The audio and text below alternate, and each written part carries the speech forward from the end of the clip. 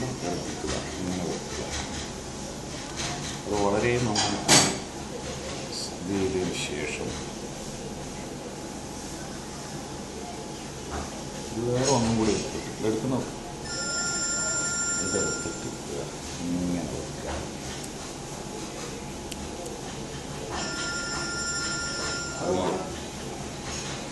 അതിനുശേഷം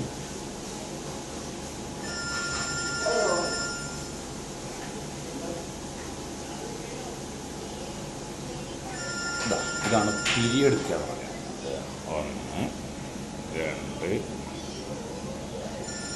4 ഇങ്ങനെ പിരിയെടുത്തെടുത്ത് മുന്നേറുക. ഈ പിരി നഷ്ടപ്പെട്ട് കഴിഞ്ഞ് കഴിഞ്ഞാൽ ഈ ഇറച്ചിപ്പത്തലിന് ടേസ്റ്റ് ഉണ്ടാകുന്നതായിരിക്കില്ല. അത് മാത്രമല്ല, ഇത് പൊരിച്ച ശേഷം തിന്നുമ്പോൾ ഒരു മുറുക്ക് തിന്നുന്ന പോലെ ഈ പിരി കറുമുറാന്ന് പറഞ്ഞിട്ട് തിന്നാൻ പറ്റും.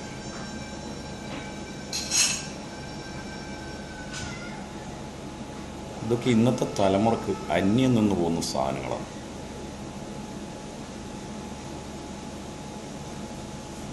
അപ്പോൾ ഇറച്ചിപ്പത്തിൽ റെഡി. ഇനി നമുക്കിത് എണ്ണയിലിട്ട് പൊരിച്ചാൽ മതി. ഇനി കോഴിയട എന്ന് പറയുമ്പോൾ ഈ പണ്ടം എടുത്തിട്ട് ഇങ്ങനെ വെച്ച ശേഷം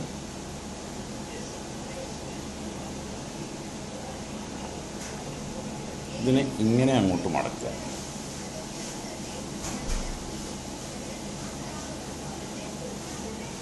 ഇത് എത്രത്തോളം ടൈറ്റ് ആവുന്നു അത്രത്തോളം കോഴിയടക്ക് ടേസ്റ്റ് കൂടും.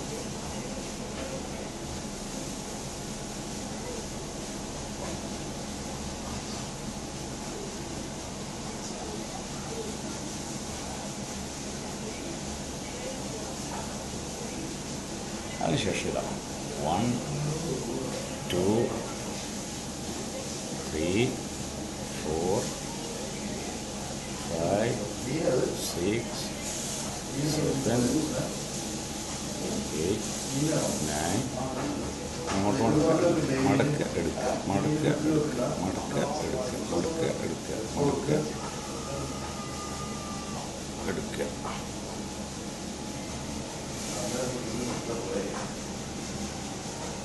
പിന്നെ അതെല്ലാം ഇറച്ചിപ്പത്തിൽ കോഴിയിടയിൽ ഉണ്ടാക്കി വെച്ചിരിക്കുന്ന ഒന്നെടുക്കുക.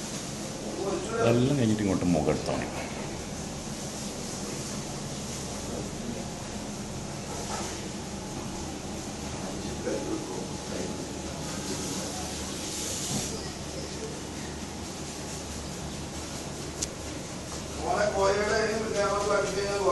പൊന്നോനാവുന്ന ഇതാക്കിയേ. ഇത് ചട്ടി ഒന്ന് വെച്ചേ, ചീനച്ചട്ടി ഇതൊന്ന് പൊരിച്ചെടുക്കാൻ. ഓക്കെ, ആ ചീനച്ചട്ടി ഒന്നെടുക്കുക. ഇതാ ഒന്ന് എണ്ണ ഒന്ന് ചൂടാൻ വെച്ചേക്കപ്പോ. Very good. ഇതൊന്ന് ഇട്ട് പൊരിക്കുക കൊണ്ടു ഒരു 2 മിനിറ്റ്സിനുള്ളിൽ പൊരി തീരുന്നതായിരിക്കും. പക്ഷെ ആ നടുക്കത്തെ അടുപ്പിൽ വെക്കുക. നല്ല ഇറച്ചി വേണം ഇനി, അല്ല നല്ല ചൂട് വേണം എണ്ണയ്ക്ക്. ഏറ്റവും ചൂട് എനിക്ക് ഇട്ടത് ഇത് അന്നേരം തന്നെ